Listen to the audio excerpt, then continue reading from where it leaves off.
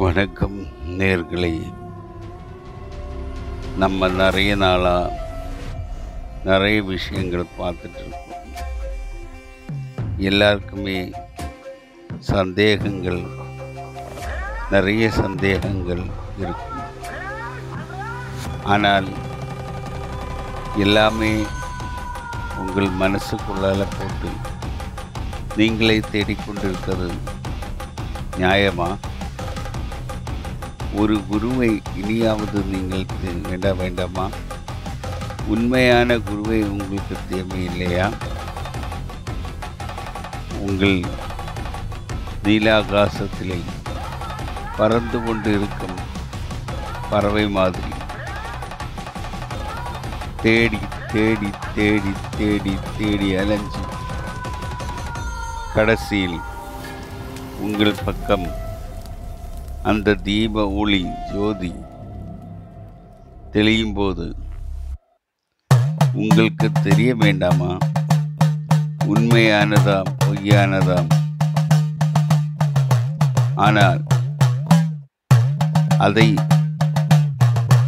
உங்களுக்கு காட்டிக் கொடுப்பது ஒரு உண்மையான குரு. சில மந்திரங்கள் உங்களுக்குள்ளால இருக்கும் அந்த உக்கிர ரூபங்களை வெளியில கொண்டு வரும். அதில் ஒரு மந்திரம் தான் அடுத்ததாக நீங்க பார்க்க போறது நரசிம்ம மந்திரம்,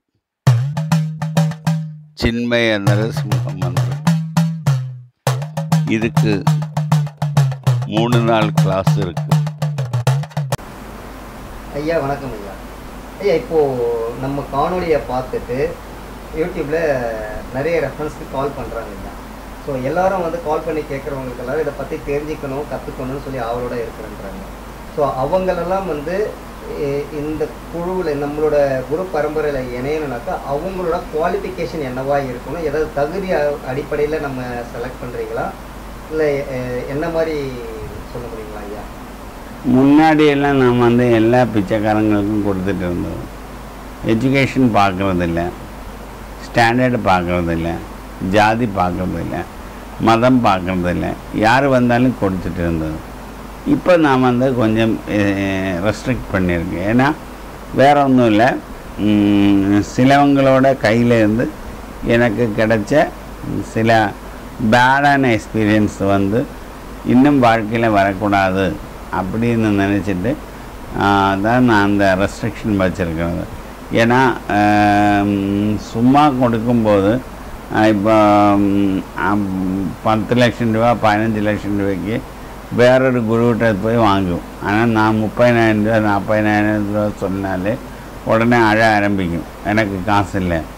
இந்த காசு இல்லைன்னு சொல்கிறவங்கள கையில் நிறைய காசு வச்சுருக்குன்னு எனக்கு தெரியும். அதனால தான் நான் அவங்கள்ட்ட அந்த ஃபீஸ் ஸ்ட்ரக்சரை சொல்கிறாங்க. உங்களுக்கு இப்போ ஃபீஸ் ஸ்ட்ரக்சர் நான் சேஞ்ச் பண்ண போகிறேன். இன்னும் இதில் டீப்பாக வரதுக்கு உங்களால் முடிஞ்சால் மட்டும் வந்தால் போதும்னாகும் என்னோட நோக்கம். ஏன்னா ஃபீஸு கொஞ்சம் ஜாஸ்தி ஆகுனா அதில் அந்த பியூரிஃபிகேஷன் நடக்கும். பியூரிஃபிகேஷன் நடந்து தேவையானவங்க மட்டும்தான் வரும், தேவையில்லாதவங்க யாரும் இதுக்குள்ளால என்ட்ரு பண்ண முடியாது. இதுதான் உண்மையான விஷயம்.